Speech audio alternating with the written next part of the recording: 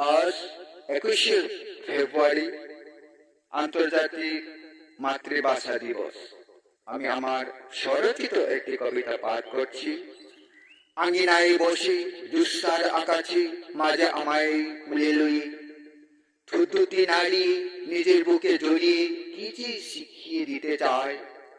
বিস্ময় হয়ে এক দৃষ্টিতে দেখি মায়ের স্নেহময় মায়ায়, মাঝে দুটি ঠোঁট নাড়িয়ে শব্দগুচ্ছ গড়িয়ে কি যে বলি ইশারায়। দেখতে দেখতে শ্রাবণের শব্দে কানে মিশে যায় নিজের কায়ায়। সে যে নির্বিঘ্নে অতি যত্নে মৃদুর কণ্ঠে উচ্চারণ করায়, কাটিয়ে দেয় কিছু শিখানোর নেশায়, ভরপুর করে রাখে হৃদয় আশায়। পারদর্শী করে গড়ে তুলতে চায় কথা বলা নিজের ভাষায়, মাতৃভাষা শেখানোর অবদান স্নেহময় মায়ের দেওয়ায়। ধন্যময় আমার স্নেহময় মাকে কথা বলা শেখানো নিজের ভাষায়।